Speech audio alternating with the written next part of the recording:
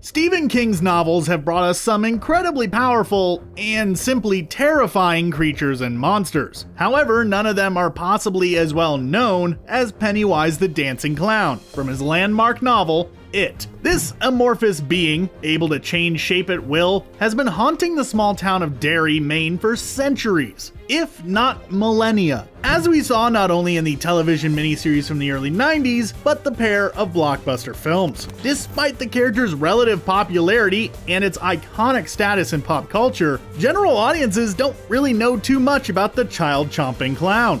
Chalk it up to not having read the book, or any of the connected stories, or just the movies not taking the time to explain much about it to maintain a level of mystery. Either way, you, dear viewer, may find yourself not really knowing how powerful this monstrous clown really is, which is probably why you're here. And we're going to take a look at what we know about the character's origins, along with its place in the larger Stephen King universe, and what kind of terrifying abilities it can unleash. Let's dive right in and see if we really all do float down here.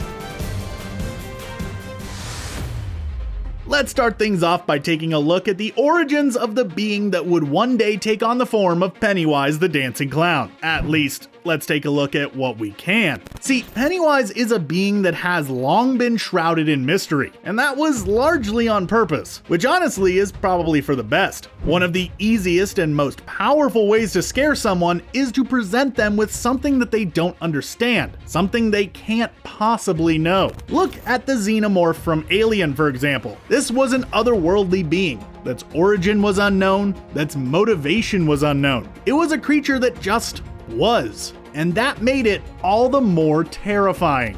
That is, until Prometheus and Alien Covenant, but that's a discussion for another day. So Pennywise is a very mysterious being, but there are a few things we can infer from not just the novel and the films, but also from other works by its creator, Stephen King. What we do know for sure is that Pennywise is not a creature that originated from Earth. In actuality, it came from a dark, endless void beyond our universe, known as the Macroverse within Stephen King's Dark Tower series. That same series also seemed to indicate that Pennywise was more than likely created by Gan, an omnipotent godlike being that may have also created Pennywise's counterpart and natural enemy, Maturin, the giant space turtle. Yep, the demonic clown-faced child chomper's natural enemy is a giant turtle who lives in space. Stephen King's stuff is good, but it can get really weird sometimes. Of course, that's just what we can infer based upon what we've seen in the Dark Tower series. Pennywise's actual origin has never really been set in stone 100%. What we do know is a bit of history about it once it actually made its way to Earth, which it did so via an asteroid that crashed around the area that would eventually become Derry, Maine. Once people settled in the area, Pennywise began a cycle of hibernating for 27 years, waking up for a while, and feasting upon the hapless denizens living there, before going back to take a nap and doing it all over again. Normally, these cycles are marked by some tragedy that occurs in the area, such as the burning of a nightclub, an explosion that maims people, or the beating of Adrian Mellon and Don Haggerty, which we saw at the beginning of It Chapter 2. So when Pennywise does pop up, what can it do? What sort of tools of terror does it have at its disposal? Well, being a sort of demigod-like figure, it possesses some pretty amazing abilities, including extremely powerful telepathy. Ever wonder how Pennywise seems to just know exactly what terrifies its prey the most at any given time? Or how it can possibly know some of the pretty personal details that it can use for the purpose of manipulating people? That is due entirely to this telepathy. And it doesn't just stop at being able to read people's thoughts either. Pennywise is also capable of planting ideas on people's minds as well. Remember Henry Bowers, the bully who tried to carve his name into Ben's stomach and later on tried to take out the Losers Club permanently? He snapped so easily due to Pennywise getting into his head and planting the idea in there himself.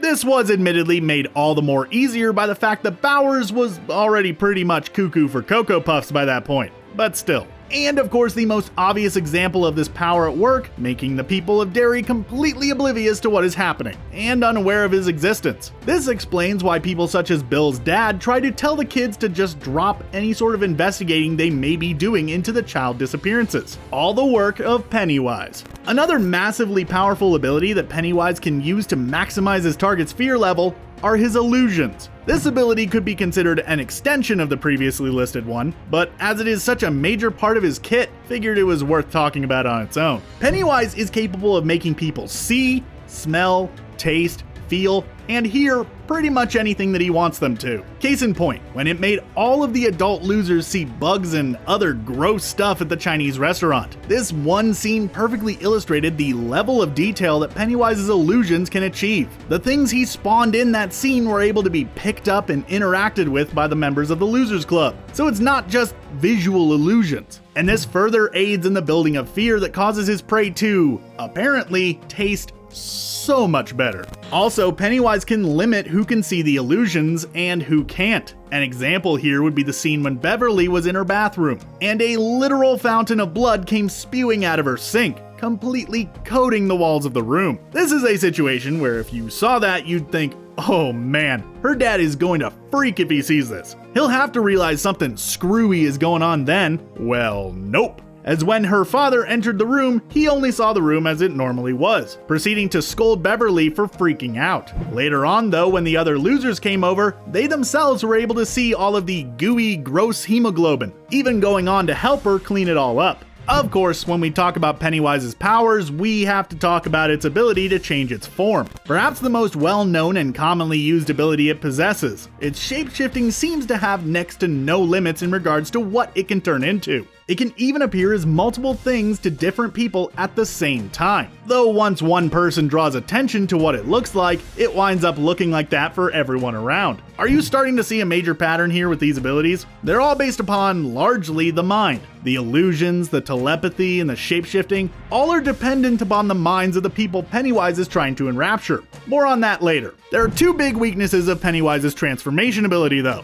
One is that he's limited by whatever form he takes, so if he becomes a little spider and gets stepped on, he just got squished. Also, it takes a lot of energy for it to use this ability, and as such, it struggles with it when it is hurt or tired. When it is particularly hurt, such as when it was injured by the ritual of Chewed that was performed by the adult losers, it reverts back to its natural state. Or at least, the closest thing to its natural state that the human mind can possibly comprehend. That, of course, being the giant spider form that we see in both the 90s miniseries and It Chapter 2. So yeah, it isn't actually a giant space spider. That's just as close as our mind can get to it. Now those were the major abilities, but what about some of the smaller, less unique things Pennywise can do? Did you know that it possesses super strength? Well, it does. Unlike the Hulk though, it doesn't use the power for smashing cars and such, but rather ripping its prey limb from limb, literally. And that's just some stuff that we can't show you here on YouTube, but trust us, it can do it. Pennywise can also teleport, being able to quickly travel around Derry nearly instantaneously.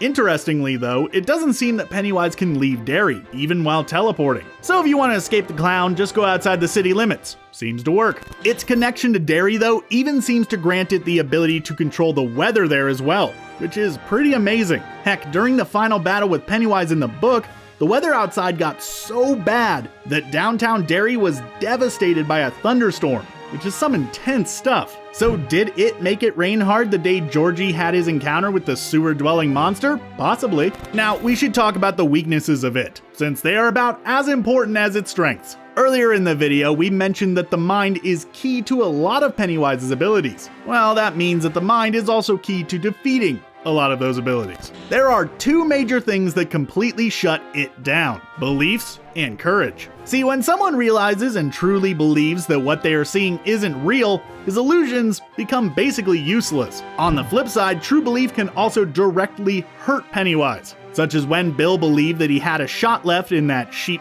gun thing. Even though he didn't, he still was able to hurt Pennywise with it. And courage can be equally dangerous for it. Since it feeds on fear, and fear is such a central part of its character, not feeling fear makes it powerless. Like when the losers were united at the end of Chapter 1, when they banded together and kicked its butt. They were able to overpower it, and its different attempts at changing shape really didn't do anything to help it out. And look at Beverly. She has the least amount of encounters with Pennywise out of all the members of the Losers Club, and is only able to be grabbed by Pennywise once she has the terrifying encounter with her father. And even after that, because of her courage, Pennywise needs to use his deadlights to enrapture her. Oh yeah, deadlights. I didn't really mention those. They're not all that well defined in either the books or the movies, though it's sort of like his life essence, but also an otherworldly realm thing.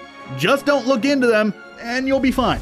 And that is why we should all be completely terrified of Pennywise the Dancing Clown. What other characters would you like us to take a look at like we did here? Let us know down in the comments below, and while you're down there, why not consider subscribing to ScreenRant? Thanks for watching, and I hope to see you at the movies.